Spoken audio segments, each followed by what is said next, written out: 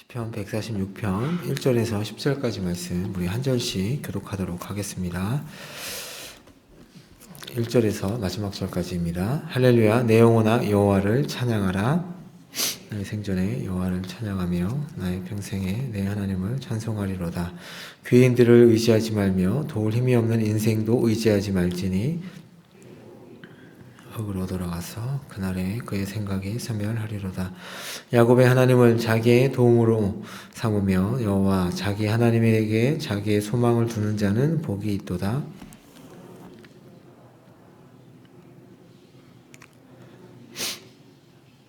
억눌린 사람들을 위해 정의로 심판하시며 줄인 자들에게 먹을 것을 주시는 이시로다. 여호와께서는 갇힌 자들에게 자유를 주시는도다.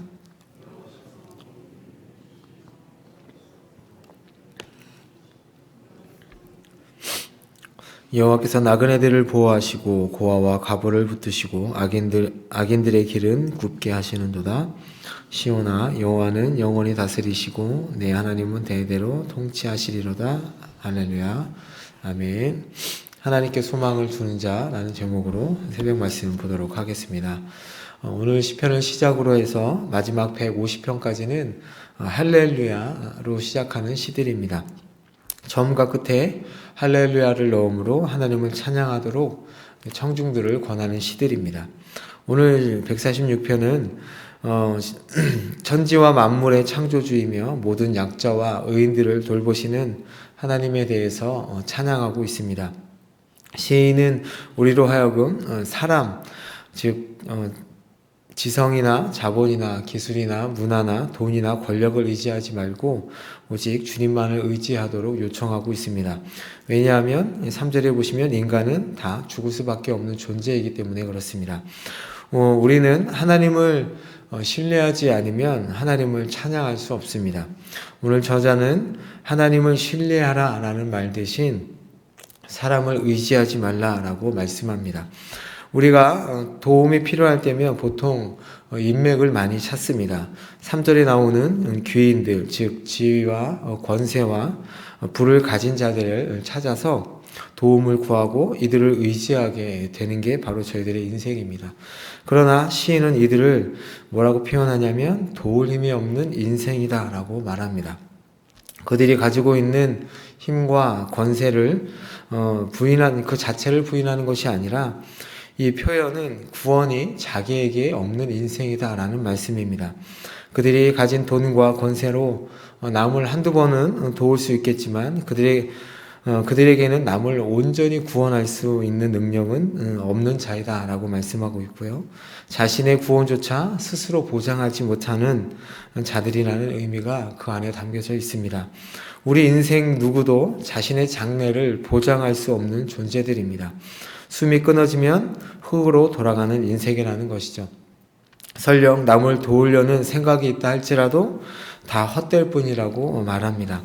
그러므로 하나님을 피난처로 삼는 것이 사람을 신뢰함보다 나으며 방백들을 신뢰함보다 낫다라고 시인은 고백하고 있습니다.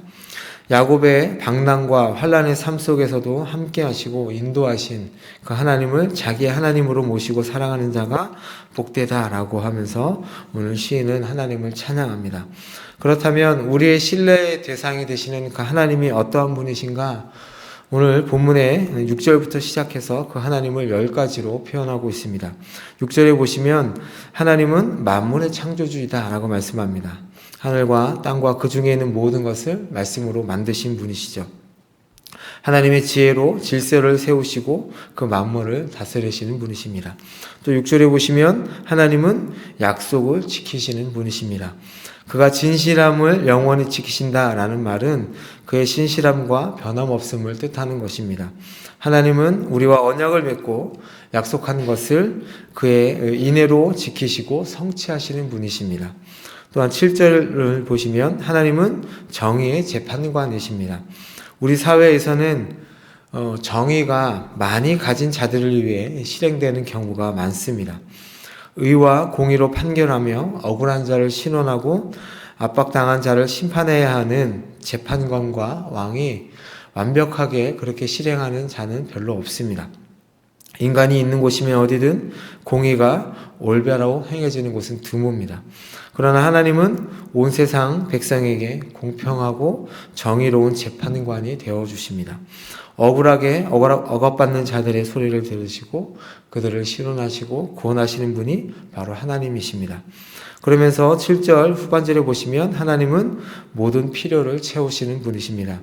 여기서 보시면 7절에 줄인 자라는 말이 나오는데요.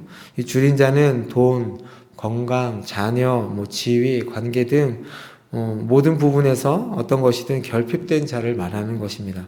그런 자에게 하나님께서는 기도하는 것 이상으로 채워주시는 분이 바로 우리 하나님이십니다. 또한 하나님은 7절에 해방자와 구원자이십니다. 하나님은 갇힌 자들에게 자유를 주시는 긍휼의 하나님이시고 그 예를 보시면 이집트에서 구원해내신 분이셨고요. 사사시대 때는 열왕들로부터 그리고 아스르와 바벨론에서 구원하신 하나님이 바로 우리 하나님이십니다. 또한 그리스도를 통하여서 영적으로 우리를 해방하시는 분이 하나님이십니다. 또한 하나님은 우리의 치료자가 되시죠. 눈먼 자를 보게 하시고 병든 자를 고치시고 죽은 자를 살리시는 분입니다. 육체뿐만 아니라 영혼의 상처를 치유하시고 귀신 들린 자를 고치시는 분이 바로 우리 하나님이십니다.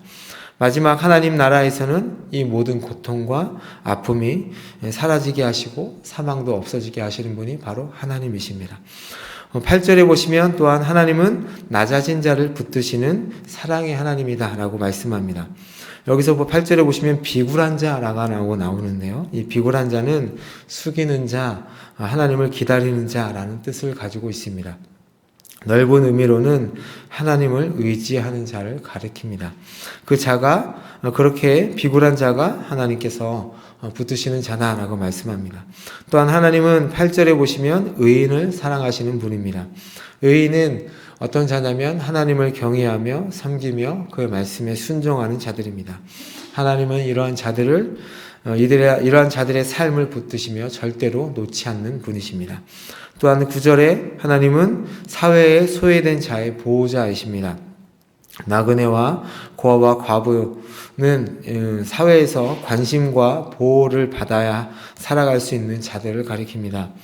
고아와 과부라는 이유로 사회에서 이들을 무시하고 경멸하고 제대로 된 권리를 누리지 못한다 할지라도 하나님께서는 이들을 보호하시고 돌보신다는 말씀입니다.